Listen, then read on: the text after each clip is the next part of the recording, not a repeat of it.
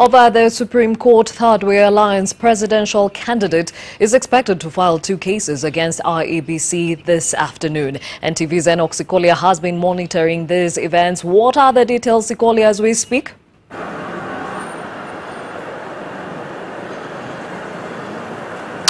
Thank you so very much. Good afternoon, Gladys Gashanja. Indeed, as you said, we are expecting Ekuru Aukot, the presidential candidate for Thirdway Alliance, to arrive here in an hour's time or so to file 2 petitions. One is seeking to the interpretation or clarification from the Supreme Court on who is supposed to be, especially on the ballot box, come the 17th of October. Remember, IEBC, when it gazetted the 17th of October as the date, the Kenyans will be going back to the ballot for the presidential election.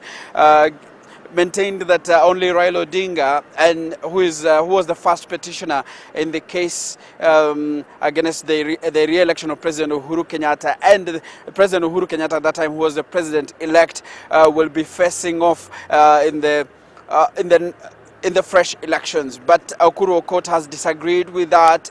He maintains that according to the Constitution, this was a fresh election and was not a nullification. Was not just a nullification, but the election was invalidated. So meaning that the elections was to be conducted as if Kenyans never went to the ballot on the 8th of August. So he is expected here to file that petition. Another petition will be against Wafula Chebukati, the chairman of the Independent Electoral and Boundaries Commission, who he accuses of contempt of court. He says that by barring 6 other candidates in the fresh elections, the Wafula Chebukati will be committing what you call contempt of court. So he is expected here. Remember, the IEBC just the other day gazetted the 17th of October as the date Kenyans will be going back to the ballot after the election of President Uhuru, or the re-election of President Uhuru Kenyatta was deemed invalid, null and void by the Supreme Court judges, who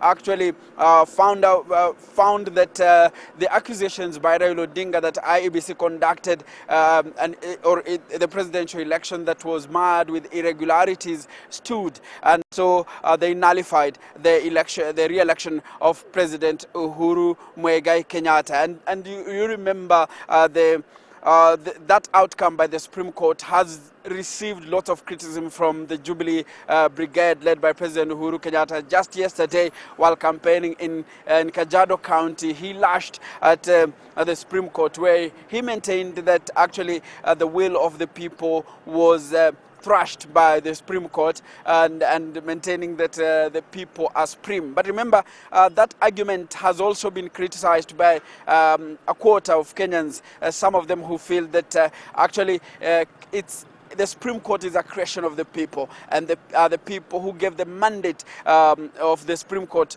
to the judges to decide on actually various cases, and which the key one being the presidential election, and if a petition is filed, just like in the last general election. And remember, Wafula Chebukati, in his argument about insisting that only 2 candidates will be on the ballot during the fresh presidential election, he's maintained that during the 2013 petition or presidential petition, the court ruled that in case of a nullification of a presidential election, then the first petitioner and the second respondent, the first petitioner being the person or the presidential candidate who files a petition, then the president-elect will be on the ballot during the fresh elections. Back to you, Gladys Gashanja, from the Supreme Court.